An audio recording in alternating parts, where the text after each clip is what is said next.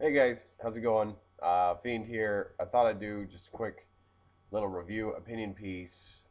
This has nothing to do with video games. It actually is a comic book type thing. So I'm going to be doing a review opinion about DC's New 52 Futures End. This will be full of spoilers. Just letting you know in case if this is something that you want to read. Um, let me just dive into it. It was one of DC's weekly series, so there's like three of these big bad motherfuckers. Right, I'm not even really gonna go over how much it cost me, but they're pretty thick. They're pretty good sized books. I did like the story. It put Batman Beyond in the forefront of a story. I don't even know if he had any major comic books yet until this one. Um, the artwork does vary from artist to artist, especially or from since it's a graphic novel. There's a bunch of different comic books put together. Let me just go ahead and throw that out there.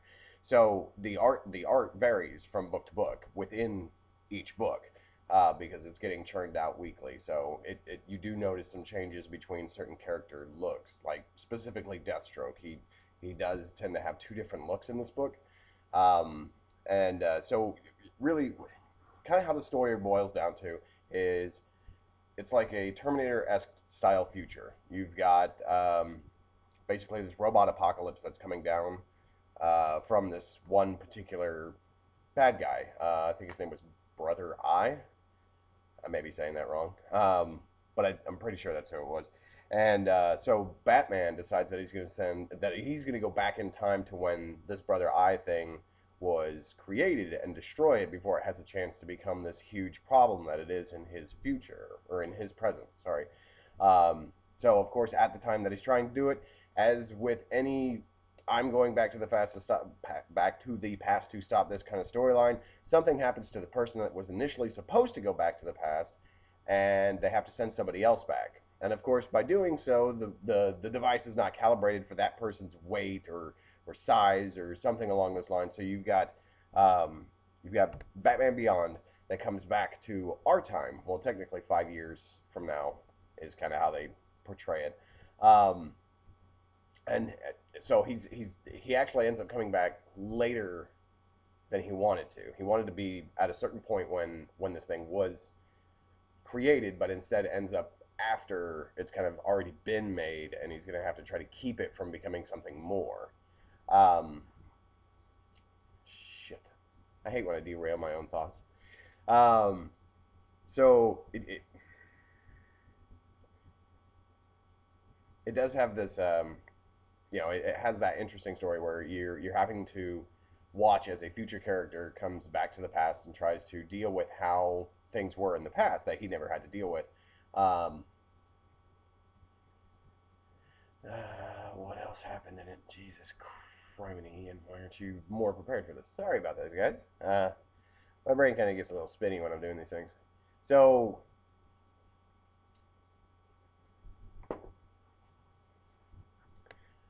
now, one of the problems that I really have with the book, with the series in itself, is it does keep referencing another big event that happened in the DC universe, which is where I think it was Earth 2 was attacked by a character in the universe referred to as Apocalypse, not the same one from the Marvel universe. So basically he causes these people to flee Earth 2, and they come to Earth 1, and there's this whole big battle that ends up like mass life loss on our Earth and things along those lines. But it is constantly brought up in this series where they keep referencing it over and over again. Um, there's a particular Batman family member, I don't know how you want to say it, that supposedly died during that conflict, and so they wanted to keep themselves off the radar, so they decided to move and then take on a different life. Well, eventually it gets found out who they are, and they went ahead and moved on. Again, now I'm starting to get into the areas where I'm going to start talking about spoilers. So if you don't want any spoilers, skip to the end of the video. I'll definitely try to make sure that I state my feelings on it in a wrapped up sense at the end of the video. But I am going to start delving into things. Um, some of the problems that I have with the story in it of itself were the small filler things that were taking place, like things that I didn't really need to that I really didn't care about. Like, um, there's a character. What is his name? Starfire, Solar. I can't even remember who the fuck. This is good. This is good TV, people. This is great TV. Let's see if I can't find that person real quick. Firestorm. So there was a kind of side story going on in that where at the beginning of the series, Firestorm was a guy. By the end of the series, Firestorm is a girl. I don't want to go too in depth with that because then that starts getting convoluted as to other fucking like tie-ins with the story of the guy that I was just mentioning, who didn't want to be a superhero anymore. He just wanted to kind of have a normal life, which I mean that's understandable. That's an interesting story arc to have. Um, but then there's also this story arc for it. What did they call them? The Ant Farm. I'm not 100% deep into DC. I'm really I'm pointing out the wrong thing. I'm really a big Deathstroke fan, and that's what interested me in the series is that I knew that he was in the series, so I went ahead and picked it up on that aspect. And there's all sorts of characters that are introduced. Like there's members of the Dark Justice League, which is like Constantine, Frankenstein, all these dark characters. Again, I don't know very well. Um, but so there's a weird storyline off on this way that happens to bring about a battle that, in my opinion, takes away from the original overarching story that was coming along. So, as I was saying before, the main part of the story is that Batman Beyond comes to our time to stop Brother Eye from creating these little orbs that basically lead to a robot zombie apocalypse type thing. In the progress of the story, Brainiac gets introduced. Brainiac has nothing to do with Brother Eye as far as him becoming what he does in Batman Beyond's present, where everything's all fucking nasty. Um, so it's kind of one of these things where it's like, did you guys like forget what you wanted to do, or did somebody say, hey, we got to work Brainiac into this because we're DC and Superman's going to come back? That's another thing that's going on is that Superman is not back.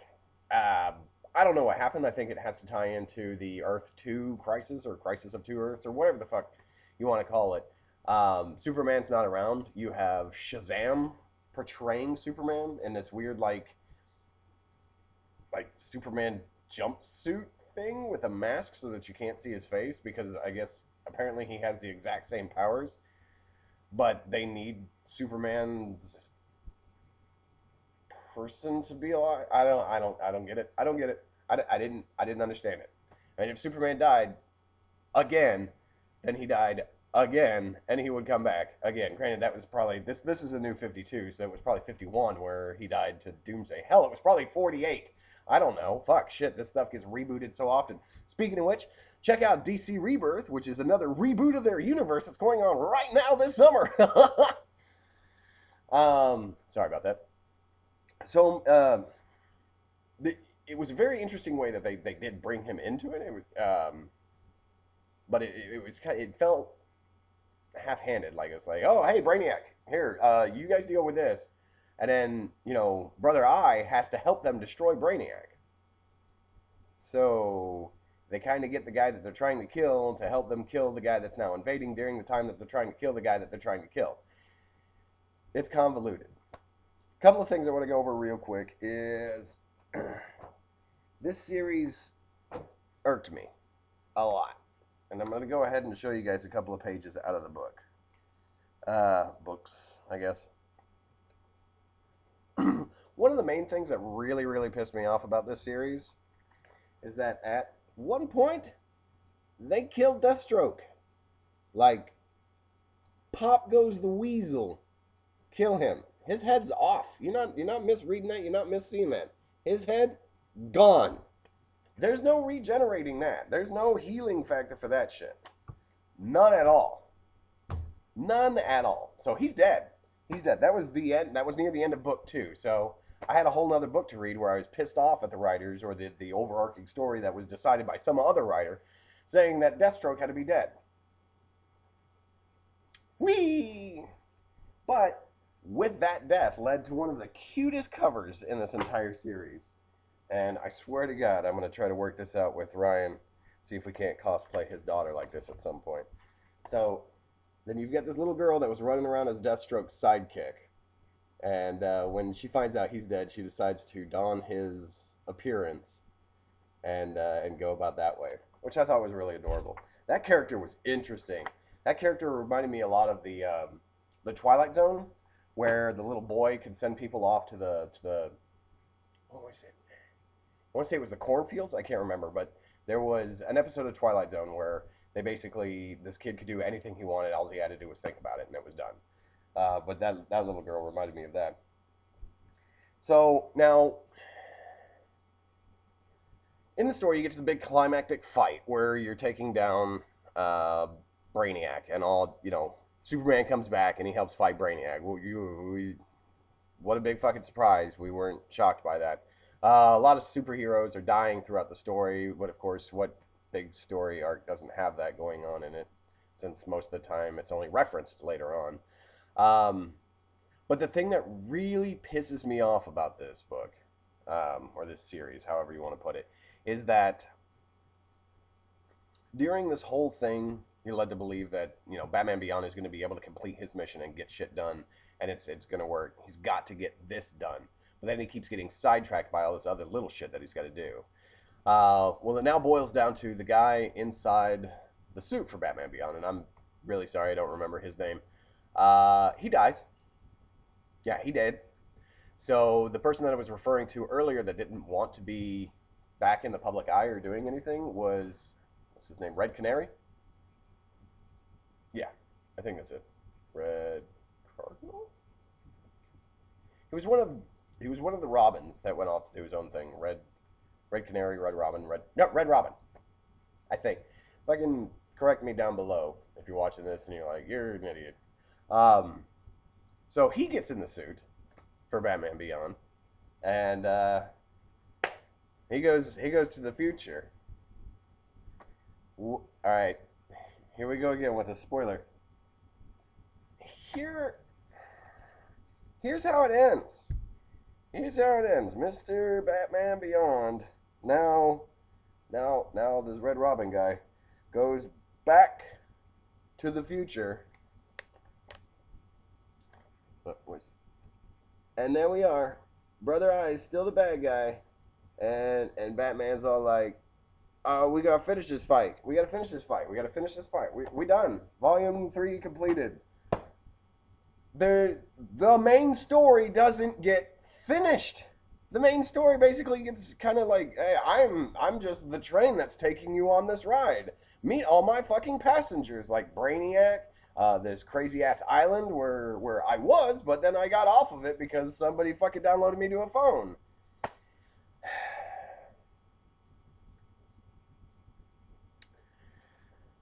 So I'm going to go ahead and do my closing arguments here, or my closing statement. From here on out, I'm going to try to be spoiler free.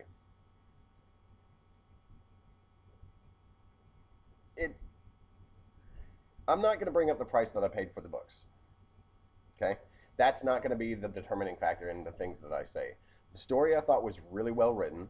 It was very interesting to jump from group to group that are in the story, and I really liked a lot of the things that they did. I think there was a lot that they did that didn't need to be done, but what was there was well written and very entertaining, so I enjoyed that. Like, there was some stuff with Frankenstein. That shit was pretty good. I like it. Frankenstein's monster. Well, they just called him Frankenstein. I liked it. Really didn't feel like it was a necessity after a certain point, but the things that it did showed certain storytelling aspects that I thought were really interesting, and I'm kind of curious as to if that particular arc was meant to be in there, or someone started writing it and they're like, well, fuck, we got to finish this out. We can't just let that go. So that was really good. I'm really frustrated with the ending of the book. I immediately jumped on Amazon and was trying to make sure that I had all the volumes for it because of the way that it ended. It was just... So, I would say you know, even though there's the changing art style, again, you get to see a bunch of different styles of art.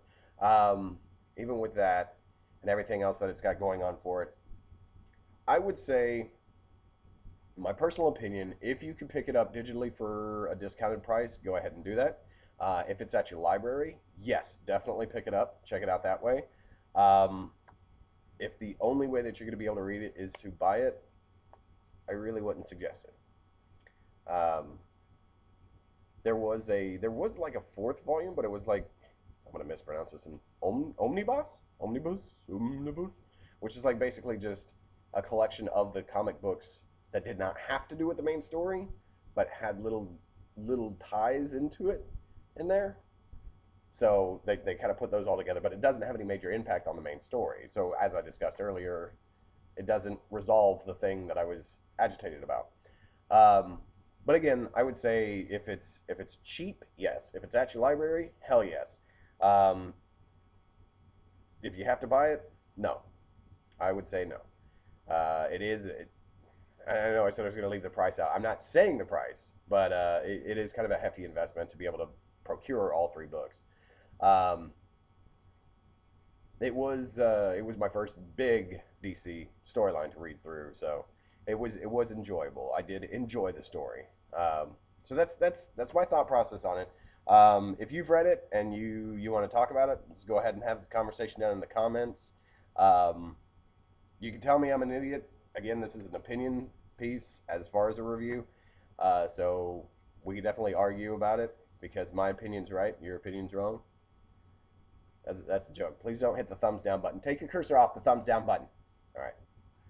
So thanks for checking this out. I'm gonna try to do some of these more frequently. I'm gonna try to get Ryan to do at least one for the Killing Joke because he recently had me pick up a copy of that, so I want him to review that.